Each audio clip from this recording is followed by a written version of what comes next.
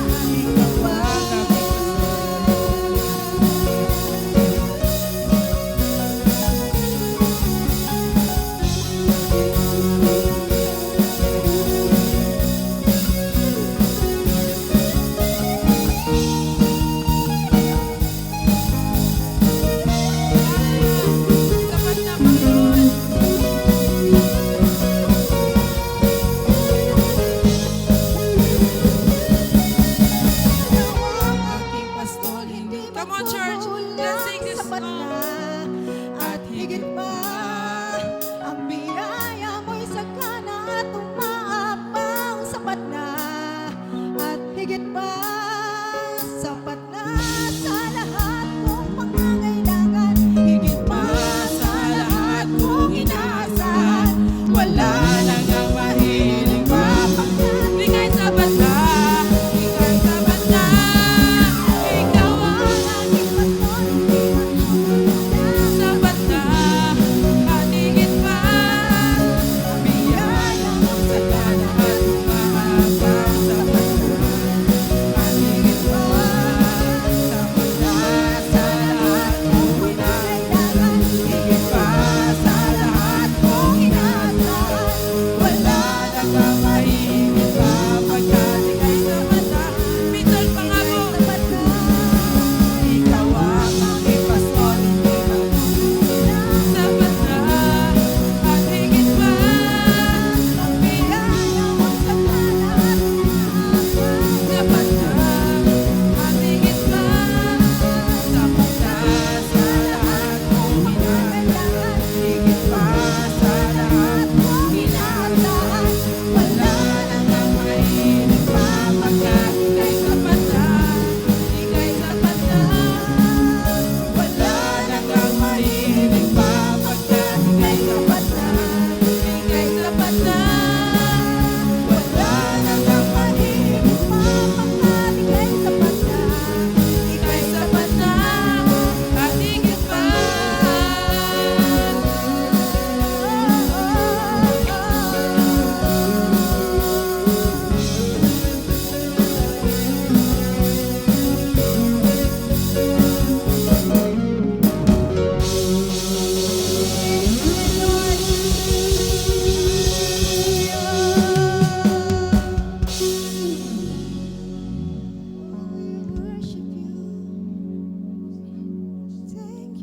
Hallelujah, Jesus. Salamat po, Panginoon. Hallelujah. Dakila ka, Panginoon.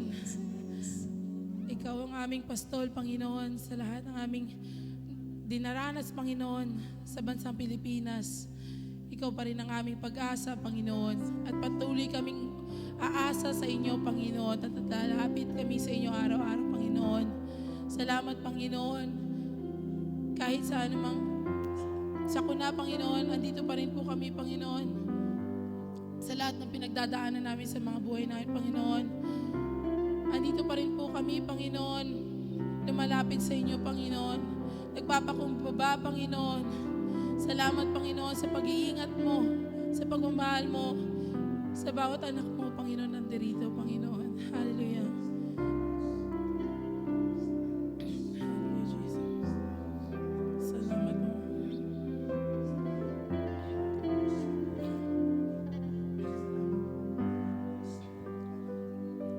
Higit sa aking kailangan,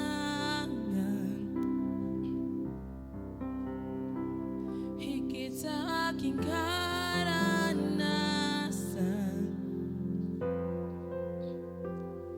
higit sa aking isipin, ay kaya mong gawin. Higit sa aking kalakasan,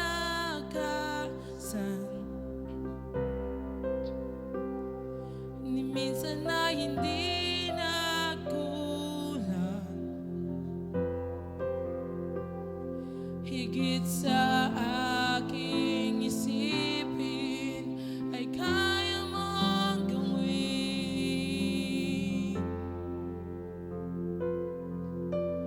Bawat araw ko ay hawak mo, di mangangamba sa piling mo. Walang mahirap sa'yo, walang mahirap sa'yo. Ikaw ang Panginoon na makapangyarihan. Walang mahirap sa'yo.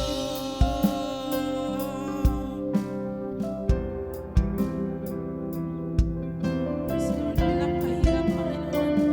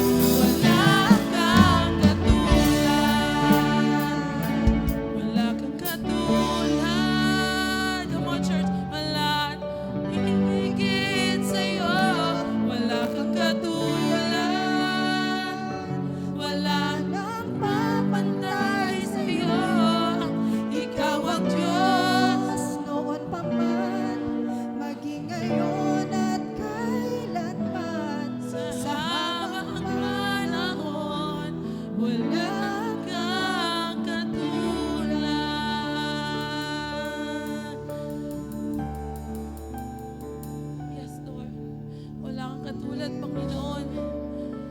Tunay nga, Panginoon, na napakatapat mo po sa amin, Panginoon. Hallelujah, Jesus. Let's worship our God. Hallelujah. Let's open our mouth. Let's declare the blessings of the Lord, His gratefulness. Hallelujah.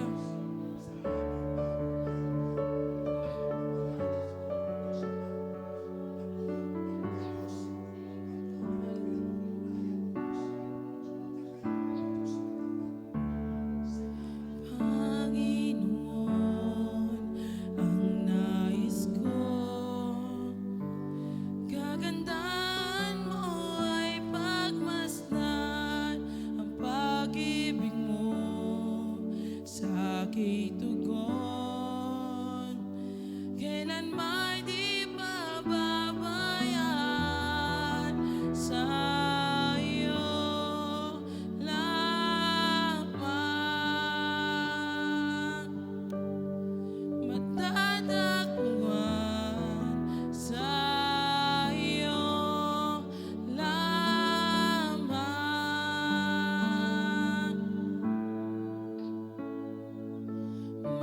Mananatili sa iyo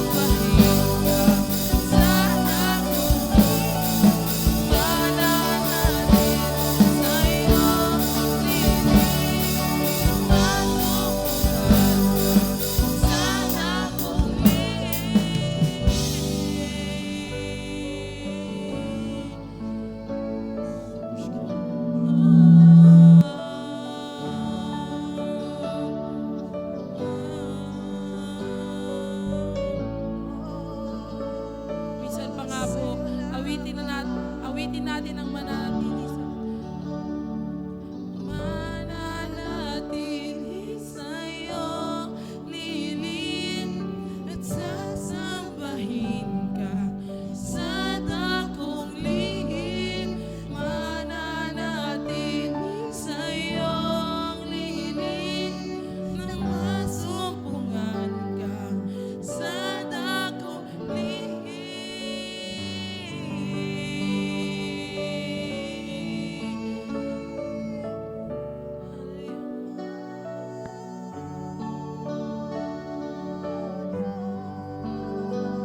Sa presensya ng ating Diyos, masusumpungan natin ang tunay na katiyakan ng kanyang proteksyon sa atin. Mga kapatid, today we are so blessed because inspired in our country, the people of God, the children of God here in our church, lahat po tayo ay nasa mabuting kalagayan. Panginoon, salamat sa proteksyon, salamat sa Ikaw ang aming kublian. Wala kaming pwedeng puntahan. Nasa iyo lahat ng aming pangangailangan. Ikaw ang aming pastol na nangangalaga sa amin. Ikaw ang aming Diyos na nagbibigay sa amin ng lahat ng aming pangangailangan. Sa iyo nagmumula lahat ng aming source of blessing Yes, Lord. and supply. Wala pong pangamba, walang takot. Dahil sa iyong presensya may kapayapaan. Yes, Lord. Sa iyong presensya may kagalakan. Sa iyong presensya ay nag-uumapaw ang aming pagpupuri, Yes, Lord. pagsamba na nararapat lamang ibigay sa iyo sa araw na ito. Yes.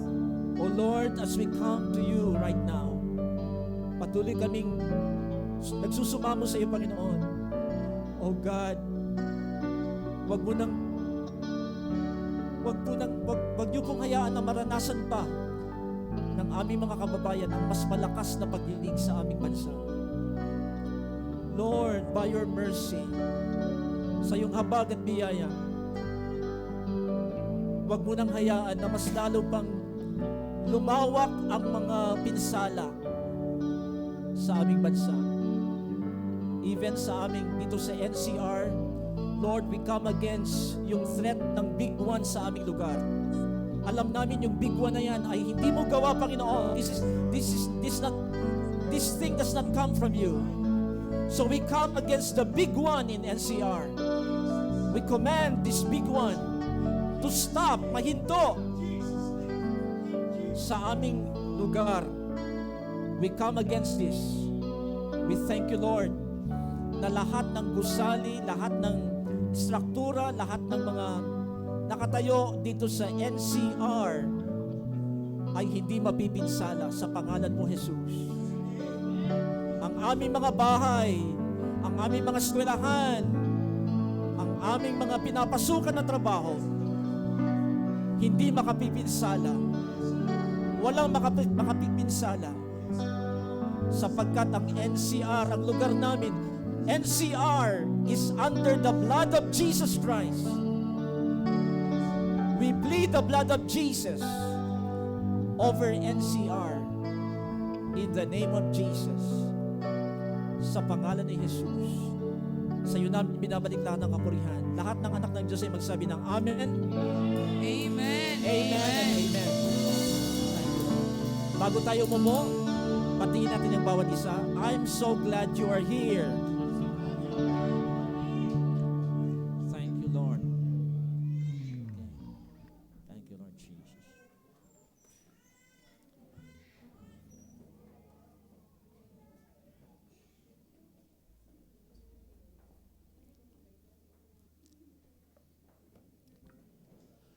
Wow. Good morning po sa lahat. Okay, thank you very much sa bawat isa. Alam po natin na hindi tayo pwedeng ma-stop sa ating paggawa ng ating mga pagdaraos ng ating gawain. In spite of all the bad news na nakikita po natin, naririnig po natin, tayo pong mga anak ng Diyos ay hindi magpapapigil tuloy pa rin ang ating gawain. Sabi mo sa katabi mo, tuloy pa rin ang gawain. So walang makapipigil po sa atin. Hindi po tayo mapipigilan anuman po ang sitwasyon sa ating paligid. And of course, sabi ng iba I don't believe, personally, I don't believe na ito pong mga devastation, ito pong mga pagyanig ay gawa ng Diyos. This is the act of God actually. I believe na hindi ito ang gawa ng Diyos. Bakit po? Sapagkat naniniwala ako, ang Diyos ay hindi nagdadala ng kapahamakan. Hindi po siya ang pinaka-cause ng pagkasira ng mga ari-arian. Hindi po siya ang pinagmumula ng mga pagyanig na nangyayari sa ating bansa. I believe, this is my conviction, that ito pong mga pagyanig na nakikita natin, this is the work of Satan. John 10:10, the thief come to steal, to kill, and destroy. Pero ano yung purpose? Bakit dumating si Jesus? I came that you might have life and have it in abundance.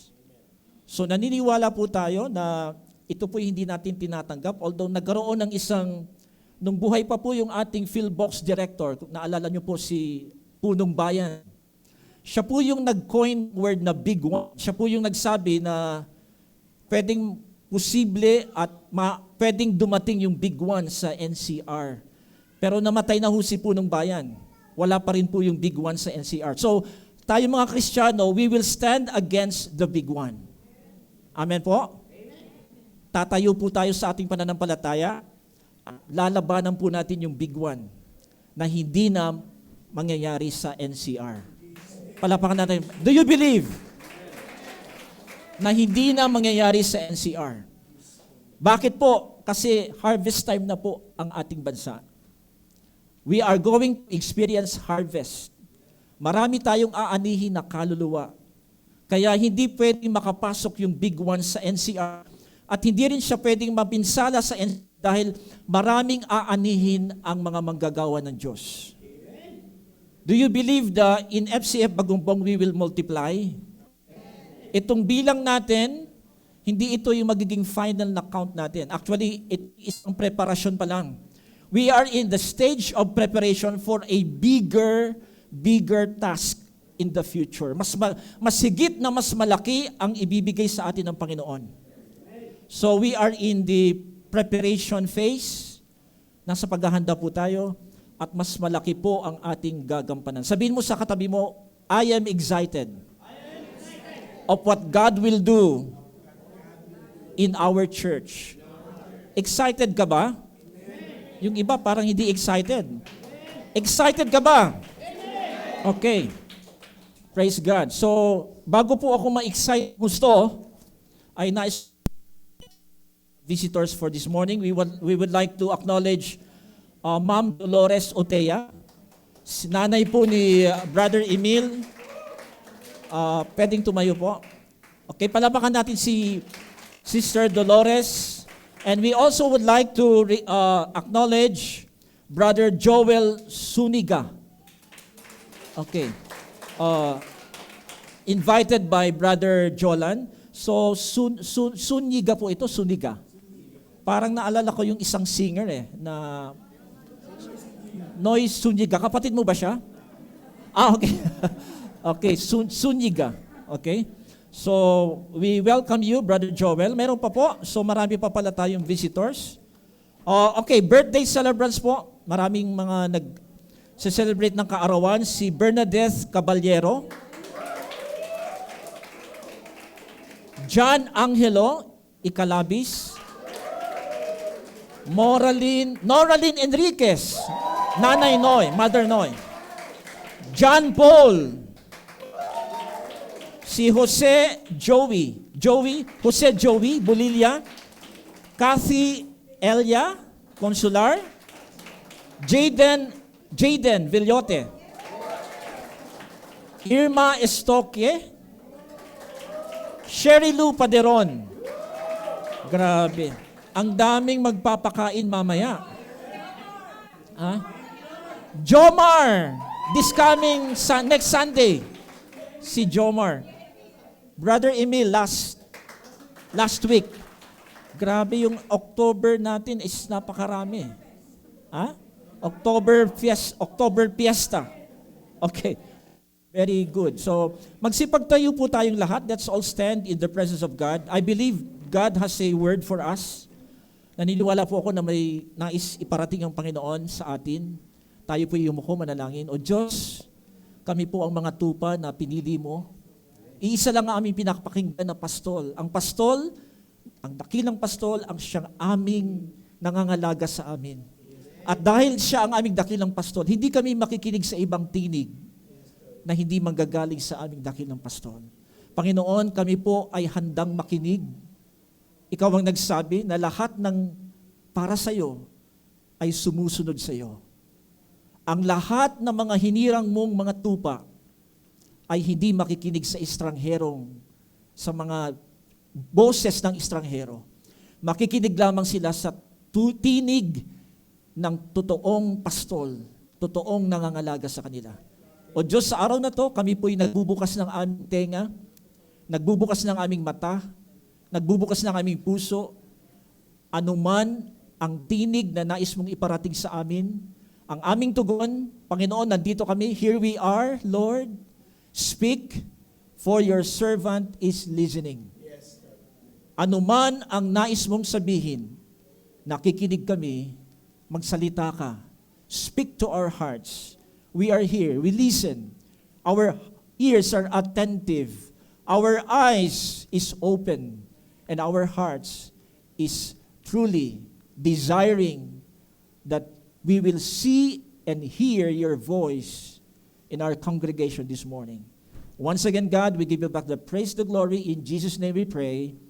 Amen and amen. Okay, so tayo po'y makakaupo na. So, tuloy po tayo sa ating serye ng pag-aaral sa aklat ng Ebanghelyo ni Marcos. So, patuloy po ang ating pagsisiyasat sa mga kaganapan sa buhay ni Jesus, kung paano siya nag-umpisa ng kanyang ministeryo sa pagpangangaral ng mabuting balita. At doon sa nakaraang linggo ng ating pinag-aralan ay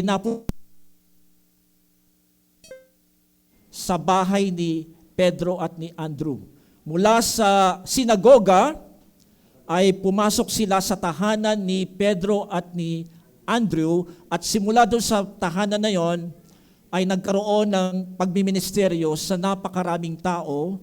Mula doon sa bahay ay maraming nagsipagpuntahan sa mismong bahay sa Capernaum upang sila'y makinig, pagalingin, at ang mga inaalihan ng masamang spirito ay mapalaya. So mula doon sa bahay ay nagkaroon ng maraming mga pagpapagaling, maraming mga tao, multitudes. Pag sinabing multitudes, sobrang dami, hindi na mabilang, ang dumadagsa mismo sa bahay para pakinggan at maranasan ang pagpapagaling, ang ginagawang mga pagpapagaling ng ating Panginoon. So from there, mula dun sa bahay, ay uumpisahan uli natin ang pagbabasa dun sa Mark chapter 1. If you have your Bibles with you, please. Umpisahan po natin ang ating Bible reading sa Mark chapter 1, verse 35. If you have your Bibles with you, let's all stand together for the reading of the scripture. Magsipagtayo po tayong lahat. Basahin po natin yung verses 35 to 39. Okay, ito po yung ating titingnan na talata sa verse 35.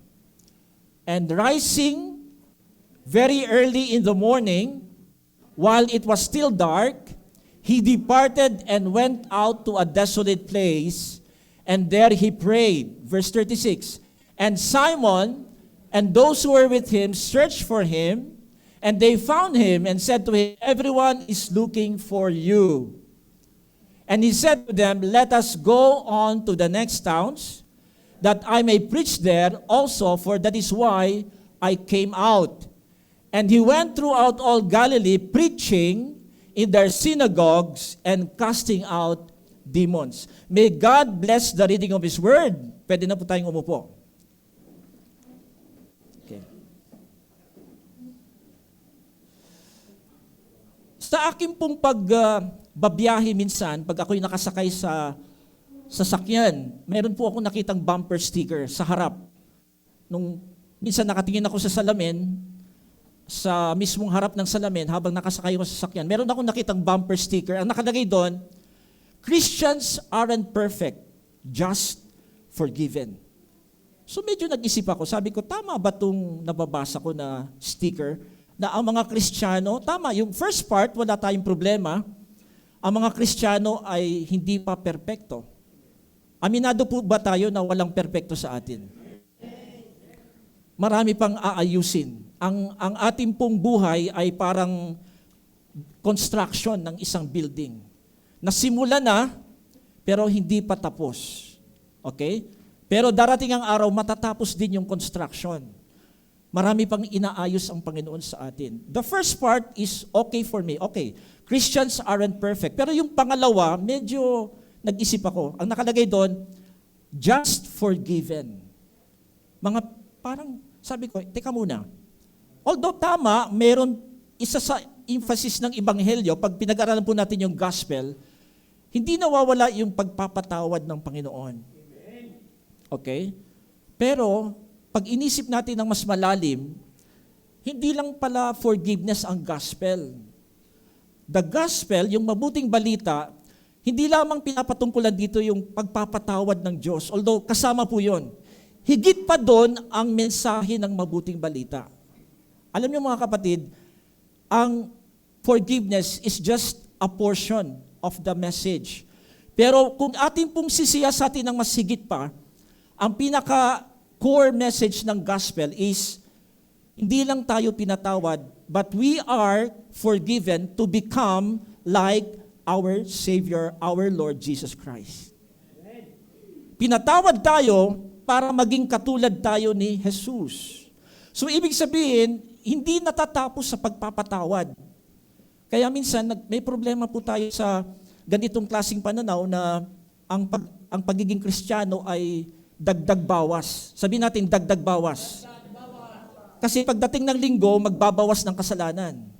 Hihingi ng kapatawaran. Pagdating ng Lunes hanggang Sabado, magdadagdag ng kasalanan. Dahil ang nasa isip nila, ang Diyos mapagpatawad. Ulit-uli. Okay, minsan nagnakaw. Okay, Lord, nagnakaw ako ngayon, pero patatawarin mo naman ako eh. So sa susunod uli, pag-attend niya ng Sunday, ikukumpisal niya, Lord, nagnakaw ako. Pero susunod na araw, magnanakaw uli ako. Nandiyan ba kayo? Amen. Nagnakaw siya, pero gusto niya magbawas ng kasalanan, iko-confess niya pag linggo. But on the ordinary day, tuloy pa rin ang pagnanakaw. Hindi po ganun ang pagiging Kristiyano. Nandiyan ba kayo? Amen. Ang pagiging Kristiyano, the goal of being a Christian is to become like Jesus. Maging katulad ni Jesus. So, si Jesus ang ating standard ng ating pamumuhay bilang Kristiyano. Na habang nabubuhay ka dito sa mundong ito, though you will never be perfect, hindi tayo magiging perfect, but every day, araw-araw, we become conformed to the image of Jesus Christ. May nababago sa atin. Every day, there is a change. Every day, there is a transformation. Araw-araw, may nababago sa buhay natin. Sabihin mo sa katabi mo, may nababago ba sa'yo? May nababago ba sa inyo? Yun po yung tanong. Bawat araw ba, habang lumilipas ang mga araw, nagiging kamukha ko ba si Jesus? Am I becoming more like Jesus? So yung pong first part, Christians aren't perfect, yes. Pero yung pangalawa, hindi po tayo humihinto lang doon sa nagpapatawad. Kasi inaabuso po yan ng mga Kristiyano eh. Marami po mga Kristiyano, inaabuso yung biyaya, yung kabutihang loob ng Diyos. Di bale, Pastor, pwede naman ako magpatuloy sa pagnanakaw kasi darating naman yung araw. Kung magnanakaw ako ngayon, lakihan ko na yung pagnanakaw ko. Aray po ba? Aray? Aray? Lakihan ko na kasi patatawarin naman ako eh. Kaya malakas ang loob ng mga nasa gobyerno na magnakaw. Kasi ang nasa isip nila, patatawarin sila.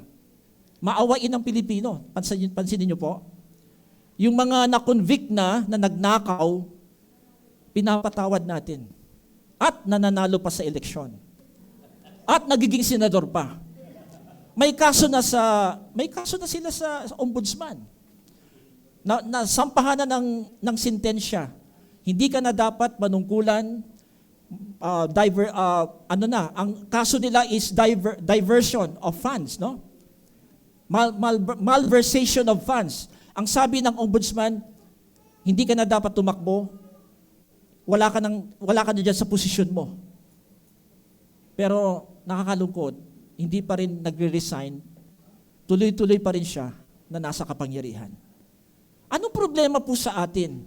Ang problema po natin, mali ang konsepto natin ng gospel. Kaya ito yung ini-emphasize ko nung nakaraan eh. Ang gospel sa atin ay tuwing Sunday lang. Lingguhan lang siya. Pagdating ng ordinaryong araw, Monday to Friday, Monday to Saturday, pag araw ng linggo, yung isang paa nasa Diyos. Pero pagdating na ng Monday to Saturday, yung isang paa nasa demonyo na.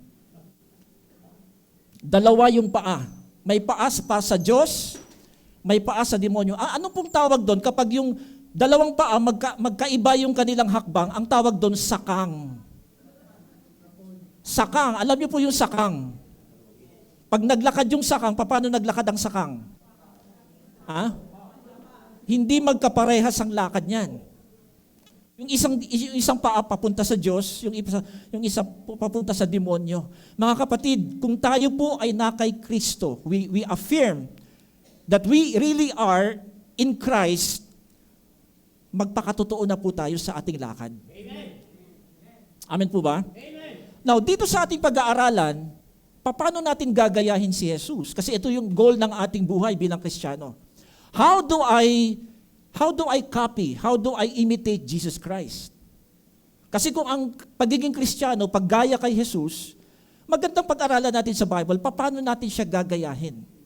In what way do we copy, do we imitate our Lord? Ito yung ating focus ngayon. Bakit natin dapat gayahin si Jesus?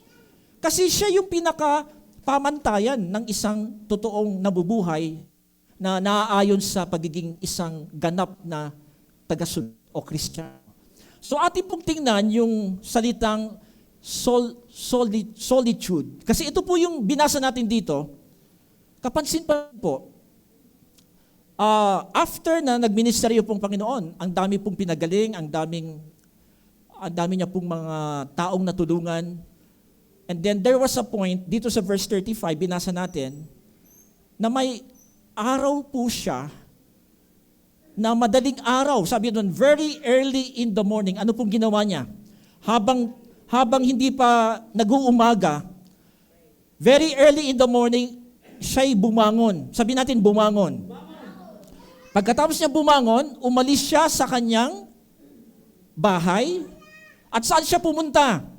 Sa isang lugar na kung tawagin ay solitary place.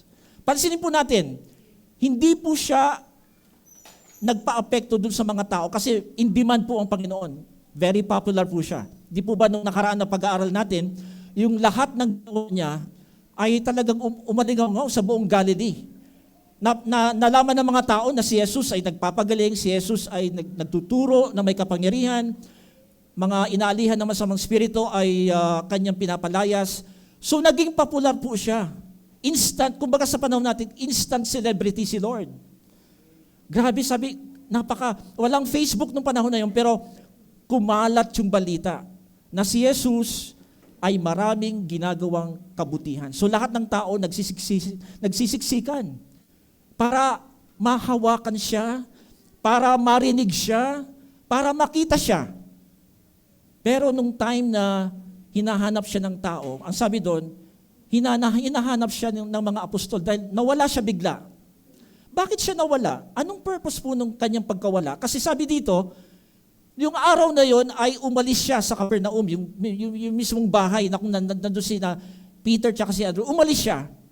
At naghanap siya ng isang lugar na kung saan siya nag-isa lang siya, mag-isa.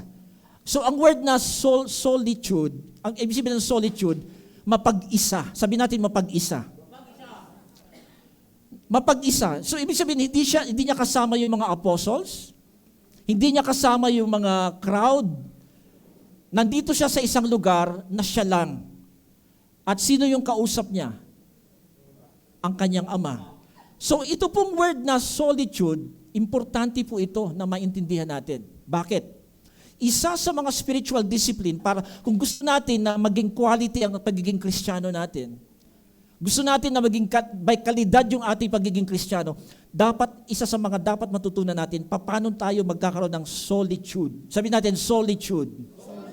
Ang ibig sabihin ng solitude, mapag-isa.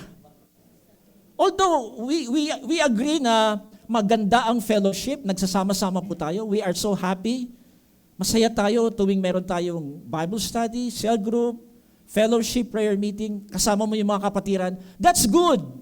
Pero, mayroong balanse po yan. Hindi po pwedeng palagi mong kasama yung mga kapatiran, hindi mo pwedeng kasama palagi yung mga kaibigan.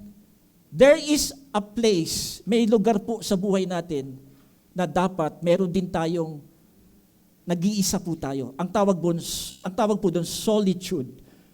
You are alone. Alone. Mag-isa ka lang. At ano po ang kaigihan nitong pagiging solitude? I would like to discuss with you the place where Jesus went after nung siya po'y umalis doon sa kanyang tahanan. Tingnan po natin yung meaning ng solitary place. So sa Greek word, yung word na solitary, it means eremos. It means isolated, desolate, or deserted. Highlighting that it was a wilderness or an abandoned location, not just a quiet spot. So umalis po si Lord sa bahay. Kasi bakit siya kailangang umalis sa bahay? Kasi sa bahay, distracted siya. Pag mag-stay siya sa bahay, maraming mga distraction. Nandun yung mga apostles, yung mga kasama niya mga alagad, maingay. Yung mga tao sa labas, walang humpay na pinupuntahan siya. So, kailangan iiwan niya yung bahay, pansamantala iwan niya, yung mga pressures sa buhay niya dapat iwanan niya, yung routine niya dapat iwanan niya, at anong ginawa niya? Siya'y pumunta sa isang lugar, malayo doon sa isang bahay niya, para magkaroon siya ng aloneness, not being lonely, but being alone with his Father. Ang tawag po dyan, solitude. Sabi natin ulit, solitude. Now, bakit po maimportante ito? Meron akong bibigay na 3 functions o 3 purposes. Tingnan po natin yung 3 purposes. Bakit kailangan magkaroon tayo ng aloneness or being alone with God? Tingnan po natin yung 3 dahilan. I just would like to share with you the significance of having solitude. Number 1, sabihin natin spiritual discipline. So, kailangan para lumago tayo as Christian, kasi si Jesus mismo, nung nag-umpisa siya sa public ministry, nag-umpisa siya na siya ay mature na, no? But he grew. Naging bata rin siya, but sabi sa Bible, he grew in wisdom, in knowledge, in favor with God and men. So, nagkaroon ng preparation. Bago siya nag-umpisa sa kanyang public ministry for 3 years, nagkaroon muna siya ng preparation. Simula nung bata hanggang paglaki. And then, nung nag-umpisa na siya sa kanyang pagmiministeryo, hindi nawawala itong discipline sa buhay niya. Ang tawag po dito, spiritual discipline. Ano po ito? Jesus was intentional in practicing solitude, seeking time alone with God in order to be recharged for His ministry. So, kailangan po pala si Jesus, although napaka-busy, ang dami niya pong inaasikaso araw-araw, ang dami niyang lumalapit sa Kanya, but kailangan din niya palang mag-take day off. Sabi natin, day off. May day off din pala si Jesus. Kaya minsan, may mga pastor na minsan very unrealistic din po yung expectation sa isang pastor. May isang nagsabi sa akin, dapat ang pastor always available yan. Pag may mga tao na nangangailangan, 24 hours, ready ang pastor. And I was thinking, teka muna, ganun ba talaga ang pastor? Wala, kailangan lahat ng oras available. Si Jesus hindi ganun di ba? May araw na hindi siya available. May araw na hindi siya nag-minister. May araw na hindi siya nasa public ministry. Now, mayroon pong lesson na tinuturo dito sa atin. There's a lesson here. Anong ibig sabihin nito? Hindi pwedeng palaging nasa ministry ka. Nandiyan ba kayo? Amen. Hindi porke, Pastor, ako'y ginagamit ng Lord mightily sa music. Dapat every Sunday, tumutugtog ako. No. It doesn't mean that way na kailangan nandito ka palagi sa entablado. Tumutugtog. Dapat may araw din na hindi ka tumutugtog. Nagpapahinga ka. Anong ginagawa mo? You practice spiritual discipline, solitude. Wala kang ginagawang ministry. Hindi ka nagba-Bible study. Hindi ka nagtuturo. Nagpapahinga ka. Bakit? We are prone to burn out, mga kapatid. Kahit yung pastor, kung hindi ako maingat sa aking schedule na palaging may ministry na gagawin, baka hindi ako tumagal sa FCF Bagumbong. Sa sobrang daming pressure, scheduling, paghahanda ng teaching, paghahanda ng mga ministry materials, kailangan din pala, ito ang natuklasan ko, kailangan din palang may day off ang pastor. Amen. Lahat ng mga ministry head may day off din. Lahat ng mga ginagamit ng Diyos may day off din. Sabihin mo sa katibo mo, huwag kang magpakabida. Amen? Bida-bida ka. Ibig sabihin, magaling ako, pastor. Kailangan na ako yung star of the day, star of the night. Dapat ako yung mapansin palagi. Hindi po. Hindi po kailangan kayo ay napapansin palagi na nasa harap kayo. Si Jesus mismo, hindi po siya nagpabida sa mga tao. Anong ginawa niya? Walang nakakaalam. Umalis siya doon sa lugar na kung saan, very popular na siya. Instant celebrity siya. Pero nagtago siya. Anong purpose? To be recharged. Sabi natin, recharge. Kailangan natin ng recharging, mga kapatid. We need recharging. Bakit? Katulad din tayo ng cellphone. Ang cellphone ay nalulobat siya. Nalulobat. Pag lobat ang buhay natin, ano ang nangyayari pag lobat tayo? Pag lobat, mainit ang ulo, sabi ni Sister Noy. Ano pa? Hindi na magagamit. Lobat na. Loading na daw. Ano? Pumapangit. Ano? So, maraming epekto po sa atin pag wala lobat po tayo. So, si Jesus, very wise, napakatalino ng Panginoon. Ayaw niyang magtuloy-tuloy dun sa facing na palagi siyang in demand, palagi siyang on the go. Ayaw niya ng ganon. Ang sabi niya, let's have a pause. I will have pause. Pause ako. And during yung point na nag-pause siya, ano pong ginawa niya? Ito yung spiritual foundation. Solitary time with God helps individuals understand their identity and calling, drawing power and clarity for life. So, yung purpose kaya siya have aloneness with God para makita niya uli yung kanyang identity. Ano ba talaga ako? Who am I? What is my identity? What is my calling? Minsan, sa buhay po kasi natin, pag tayo ay palaging kasama natin yung mga kaibigan natin, kasama natin yung mga ka-cell group natin, ka-Bible study natin, ang identity natin sometimes ay parang nakatago dun sa kanila, sa grupo.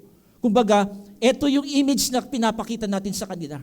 Ang tawag ko dito ay hindi siya yung totoong image mo na nakikita ng mga kaibigan mo, kasama mo.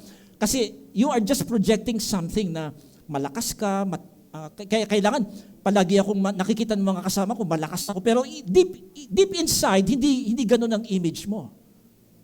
Pag nasa ano ka, nasa mga tao ka, you are with the people, you are with the group, minsan ibang image ang pinapakita mo. Parang pinapakita mo na magaling siya. Ay, napakahusay naman niya si brother Emil, ang galing-galing naman niya. Napupuri siya kasi palagi siyang nakikita sa harap, di ba?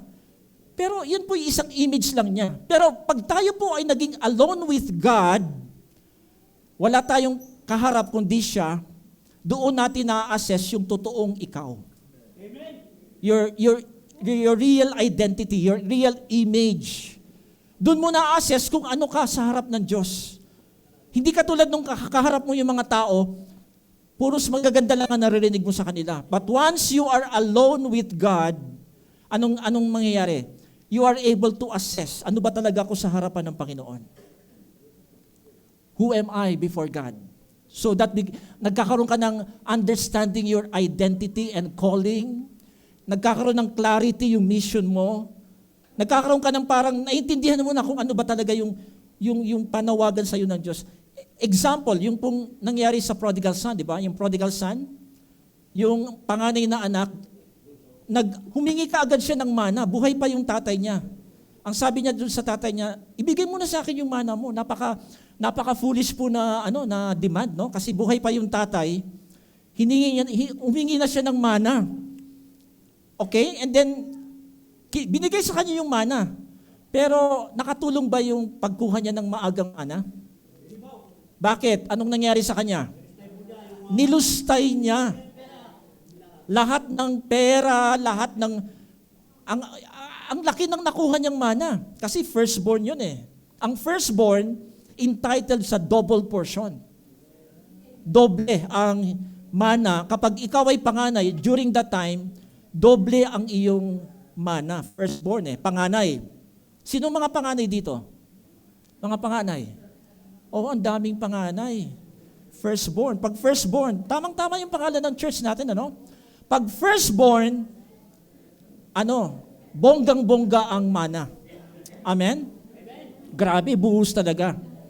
Buhos yung mana. Pero ito ang problema.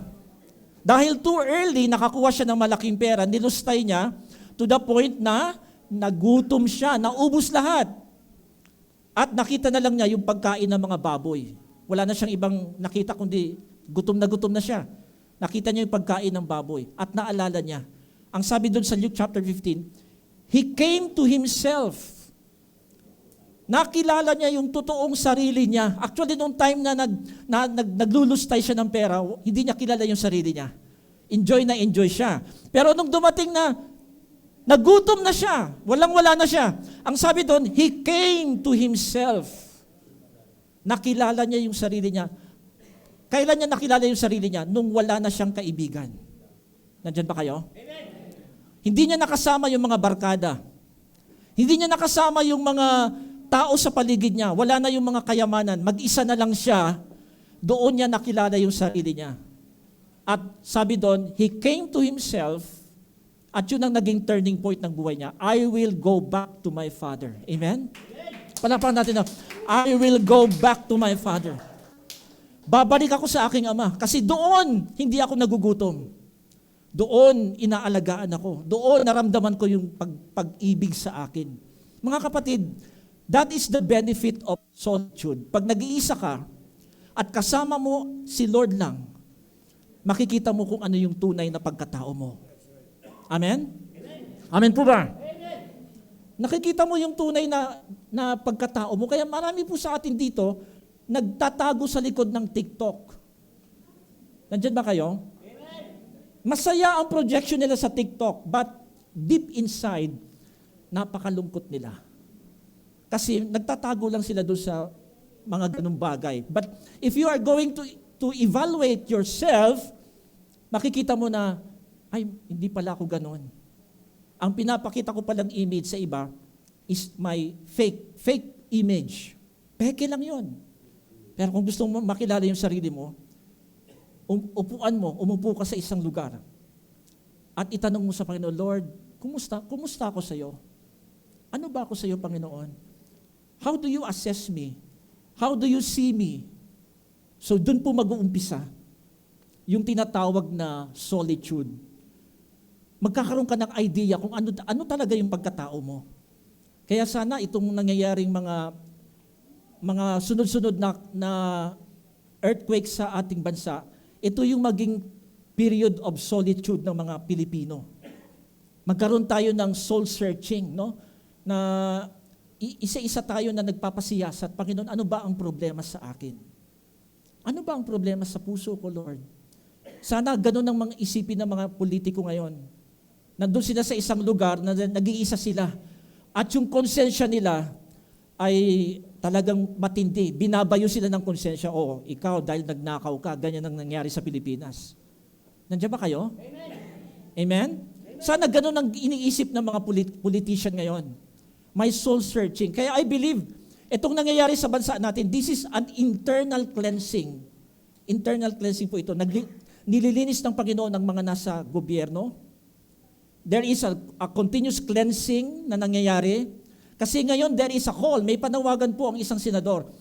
Resign all! Mag-resign na lahat. Nandyan ba kayo? Amen! Amen po ba? Amen! Resign na lahat. Abolish Congress and Senate. Bakit? Hindi na kaya ng konsensya. Nandiyan ba kayo? Amen. Nababahala na sila, yung konsensya nila matindi na, mga kapatid. So, I think maganda itong nangyayari sa atin. We have to see the positive side of what is happening in our country. Ang mga tao ngayon nagkakaroon ng soul searching. Mag-uumpisa po sa atin sa church. Ako mismo. Tayong lahat, isa-isa, magkakaroon ng soul searching before God. Solitude. Ikaw at ang Diyos. Lord, how do you see me? Paano mo ko tinitingnan? So, again, spiritual discipline, spiritual foundation, at ito po yung pangatlo, recharge for ministry. Ang sabi doon, like Jesus, people need time alone to be filled with God's Spirit, preventing burnout from service to others. Kailangan po natin ng recharging of the Spirit. Kailangan magpapuspos tayo ng Spirito. Kasi hindi natin kaya yung takbuhin na mauubusan tayo ng fuel, mga kapatid. Kung ang gagamitin natin, yung fuel natin, yung sariling fuel mo, mauubos yan. Pero pag nagpa-recharge ka sa Panginoon, yung fuel na konti na lang sa'yo, yung natitirang fuel, God will pour out a fresh fuel. Sariwang Espiritu ang ibibigay ng Diyos para makatakbo ka uli. Para makamove forward ka. Pag hindi mo nagawa yan, pag walang recharging of the Spirit of God, ano ang magiging experience mo? Burnout. Sabihin natin burnout. Burnout. Pag na-burnout ka, tapos na ang ministry mo. Tapos na. Wala ka ng energy to continue. Nakita niyo po ba yung mga burnout? Nasunog sa ministry. Anong nangyari sa kanila? Bumagsak sa kasalanan. Yung ibang pastor ay akala natin ay mas successful ang kanilang church, pero behind what is happening, yung pala may kalaguyo pala yung pastor. Okay? Hindi na siya nagiging matapat sa asawa niya. May kalaguyo na yung pastor, mayroon na siyang infidelity, and then tuloy-tuloy pa rin yung kanyang pagmi-ministry. Akala niya ay hindi madi-disclose or hindi matutuklasan yung kanyang ginagawa. And then, bigla na lang lumabas sa dyaryo na itong pastor na to ay infidel, unfaithful. May kinakasama. Bakit? Wala siyang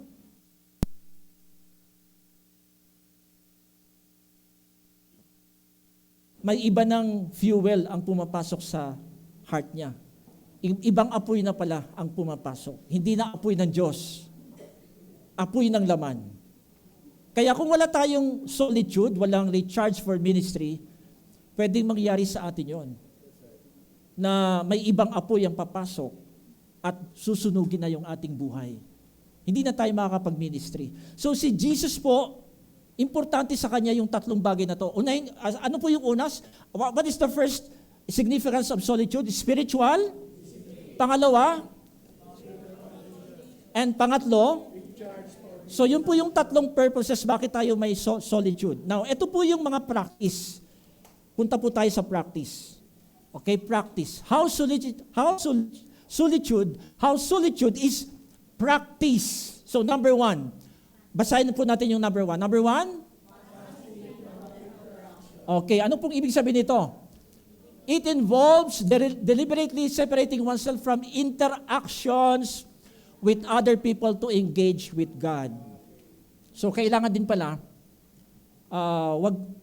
kung meron kang barkada na palagi mong sinasamahan or meron kang group of friends, there are times na hold muna tayo. Wala muna tayong fellowship, no? Wala munang cell group.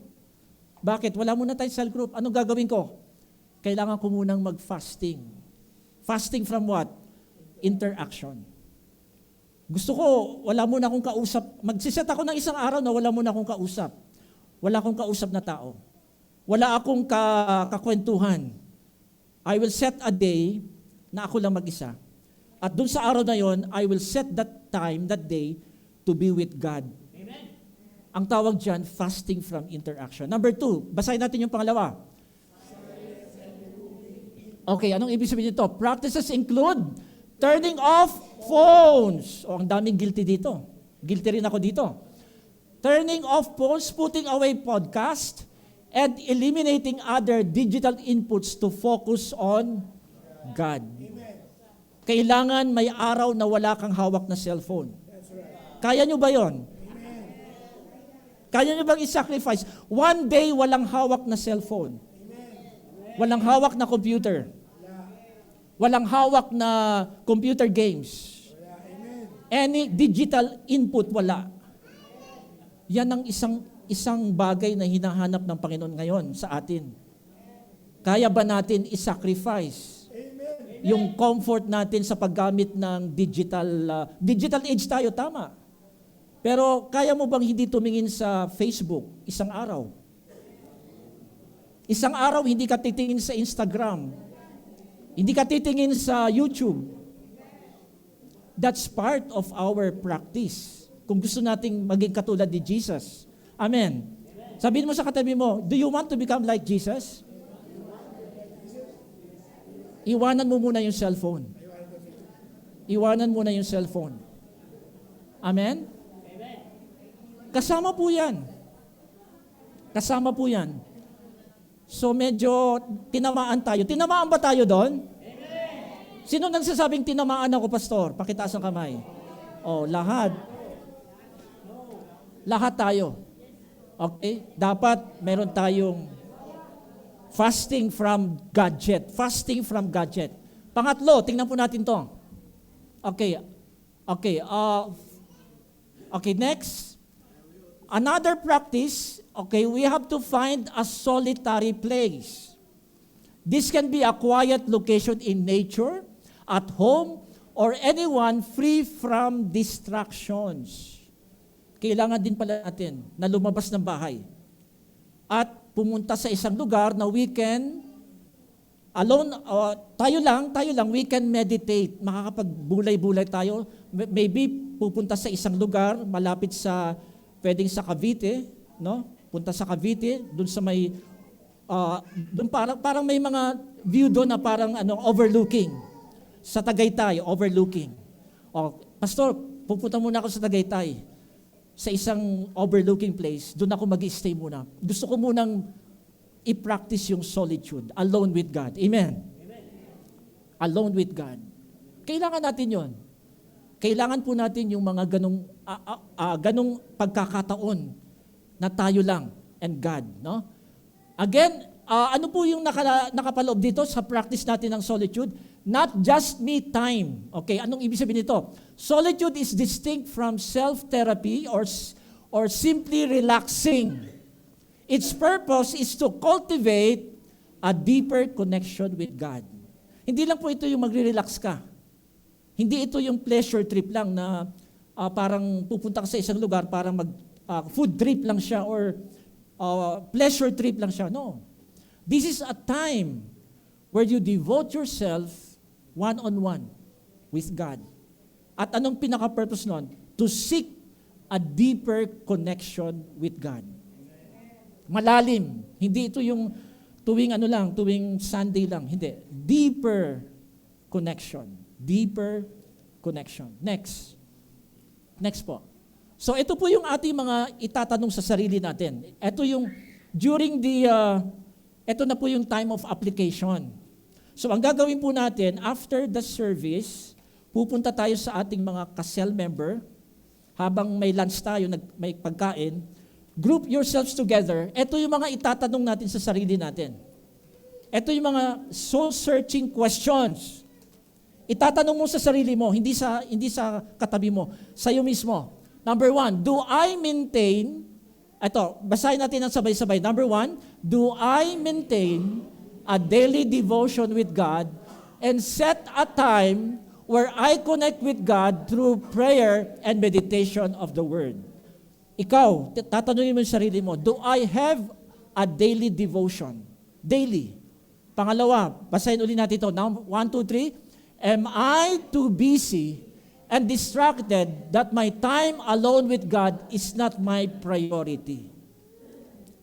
Itatanong natin yan sa sarili natin. Number 3, am I so caught up and addicted to my mobile phones that I have seldom time to self-reflect about my identity, calling, and mission in life?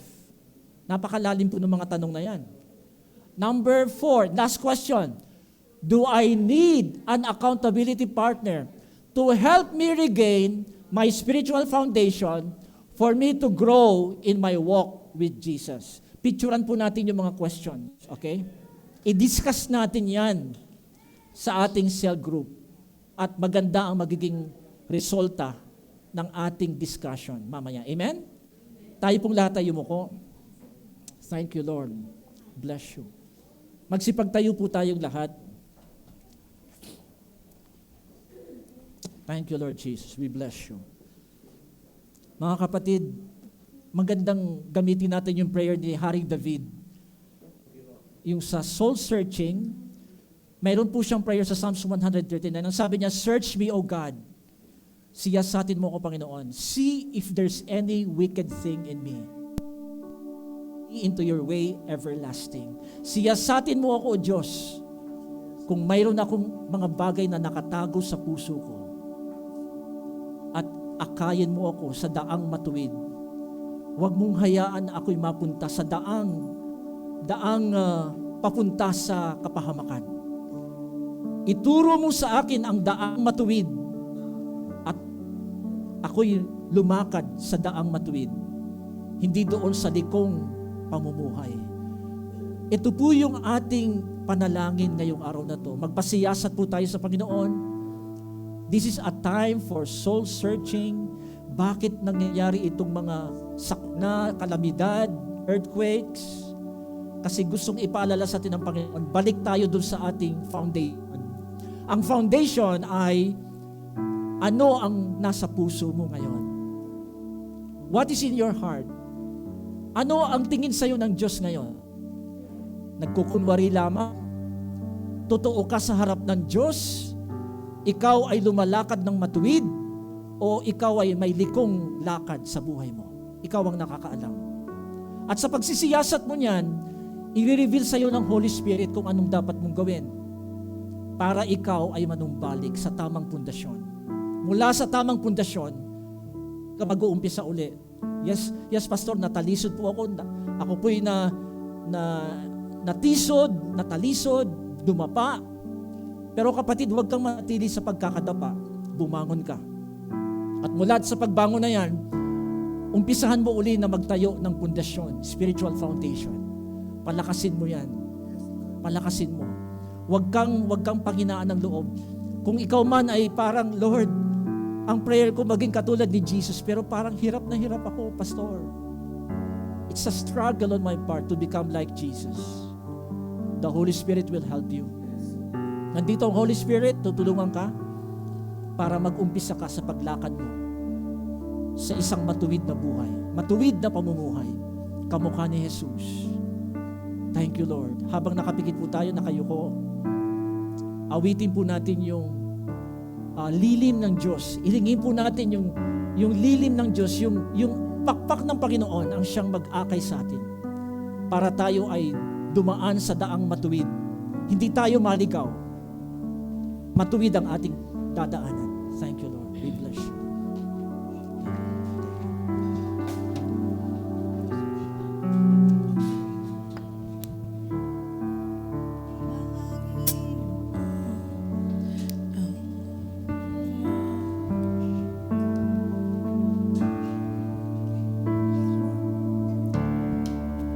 Panginoon, ang nais ko, kagandahan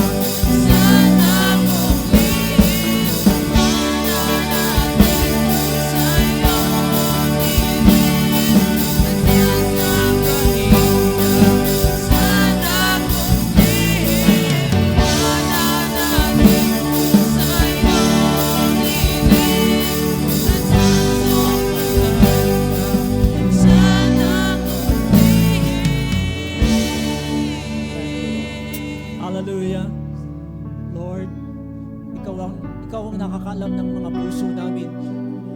Ikaw ang tunay na nakasisiyasat kung ano kami sa iyong harapan. Panginoon, kung hindi kami kadugod-dugod sa iyo, kung may mga bagay kami na hindi pa namin na isusuko, kung may mga bagay na hindi mo kinagigiliwan sa aming buhay, o Diyos, sinusuko namin sa iyo ngayon. Lord, help us. Tulungan niyo kami that we pursue the goal of becoming more like Jesus. Every day, we pursue the goal to become like Jesus. Maging katulad ni Jesus. In Jesus' name, and all God's people say, Amen.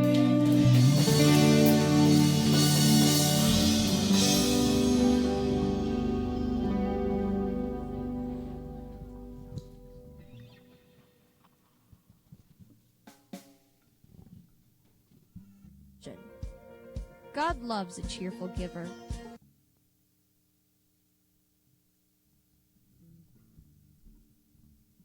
He pours down blessings on you and on others. The hungry are fed, the hurting are healed, the broken receive hope, and the lost are found. With your little, God does much. And with your much, God does more.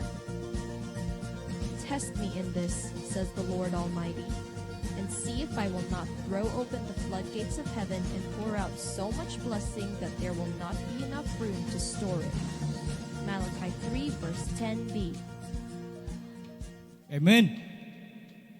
Naka-ready na po ba tayo sa ating pagbibigay? May kaparasong kwento lang ako, no? If you don't mind. Galing ako sa abroad, no? At sari-sari, iba't ibang pagbibigay ang katuruan. Pero ang tumimo sa aking isip at puso ay sinabi niya sa 2 Corinthians 9:7 na ang bawat isa sa atin ay binigyan ng pagkakataon ng Diyos na magbigay na aayon sa kagustuhan ng ating puso, no? At ating Panginoon ay maging kalugod-lugod sa atin, no? Ready na tayo? Amen. Manalangin po tayo. Panginoon, marami pong salamat. Una po sa lahat, binigyan mo kami ng pagkakataon na makasama namin ngayon, makapiling ka. Salamat po sa biyaya mo. Salamat po sa pag-iingat mo sa bawat isa sa amin, especially now na maraming sakunan nangyayari sa aming bansa. Pero Lord, andiyan ka palagi. Lord, iniingatan mo kami, Lord. Nawa, Lord, maging ready po ang aming puso sa pagbabalik ng papuri sa iyo, Panginoon. Muli, Panginoon, marami pong salamat. Ito'y tinataas namin sa pangalan ng ating Panginoong Jesus. Amen.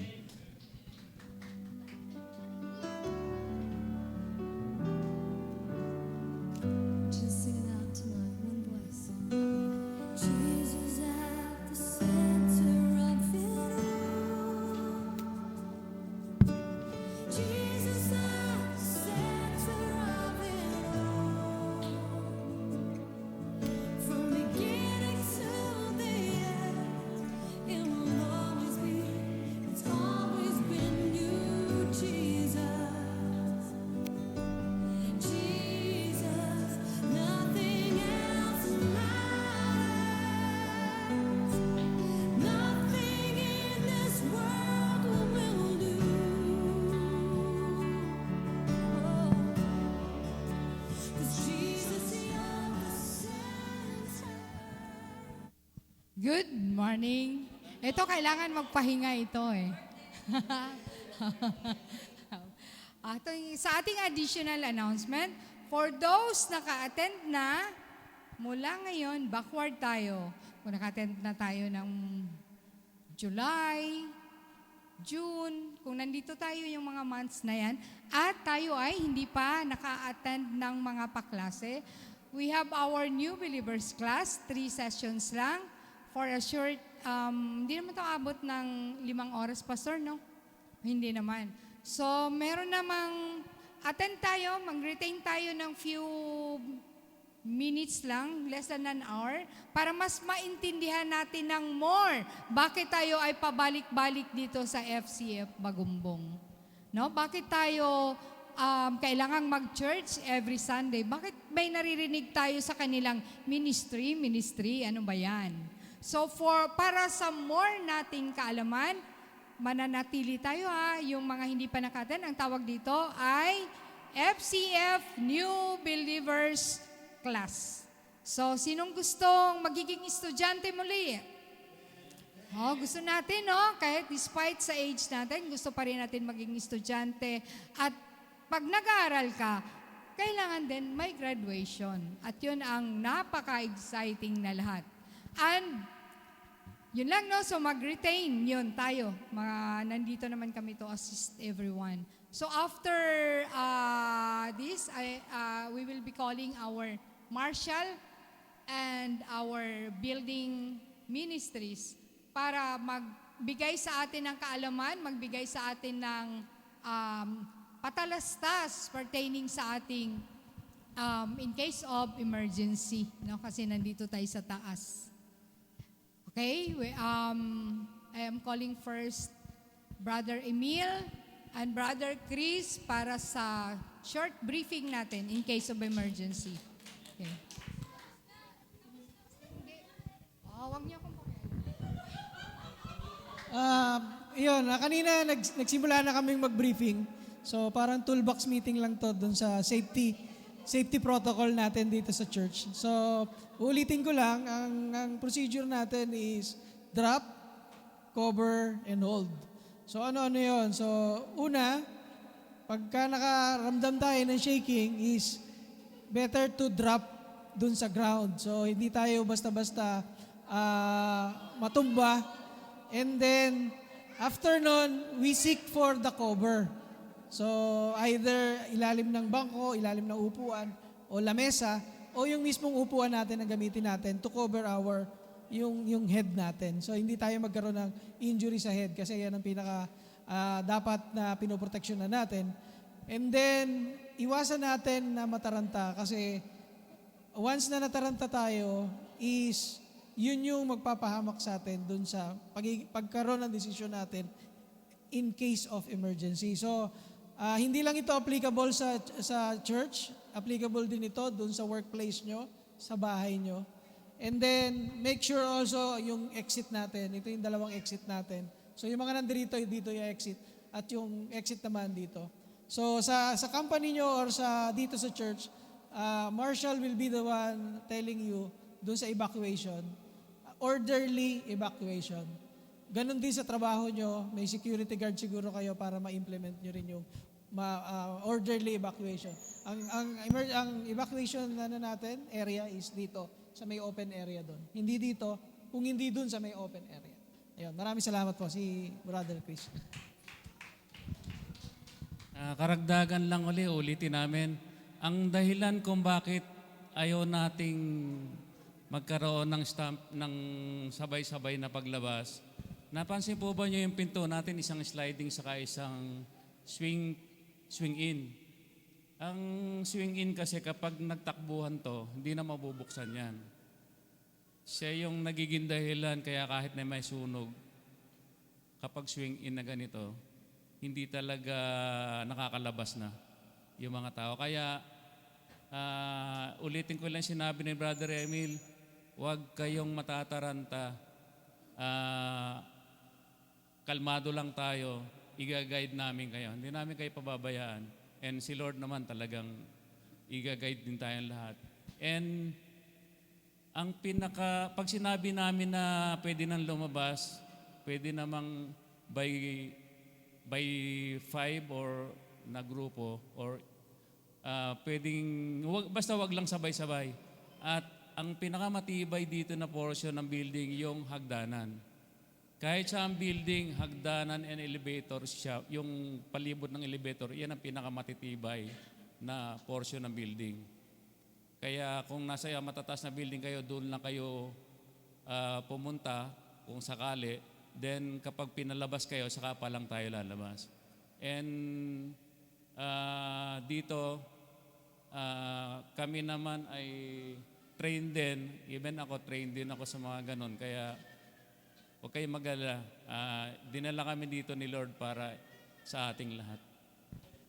Thank you. Thank you.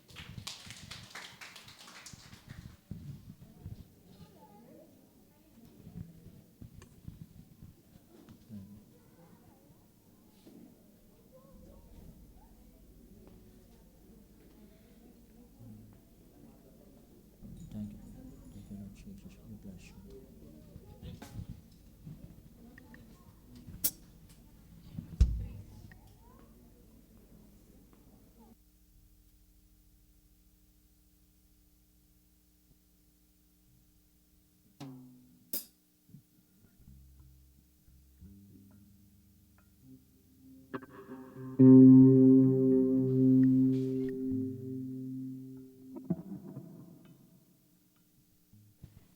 Ayaw talaga. Ay, tayo po lahat ay magsitayo at tayo po ay awi sa ating pangwakasang awitin. Hallelujah!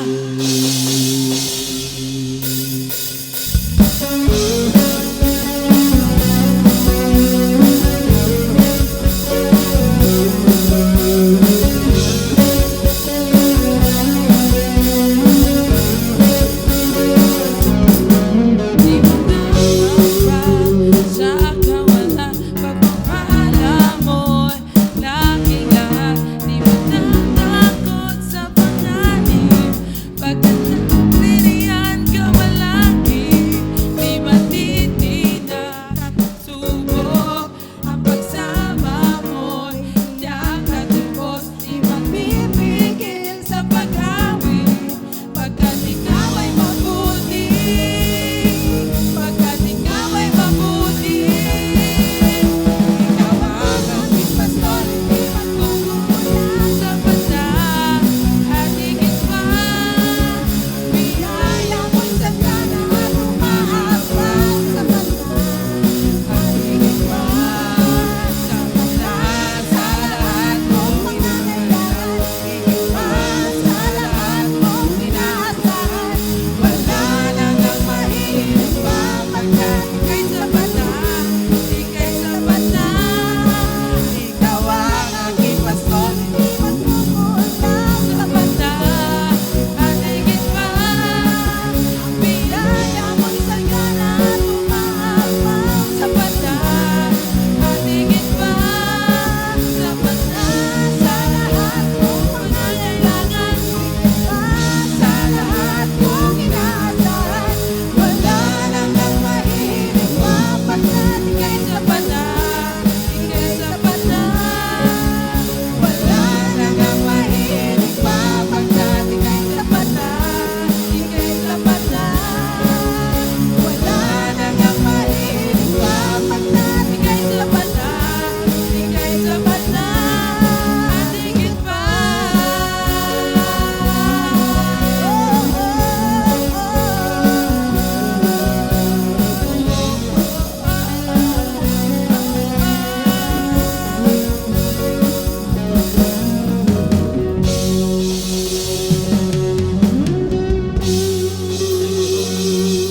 We bless you.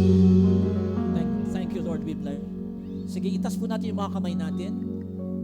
Meron po ba tayong napulot sa araw na to? Meron tayong natutunan? Thank you, Lord. Father God, thank you for the treasure of wisdom, yung kayamanan ng karunungan, katinuhan na pinagalam nyo sa amin sa araw na to.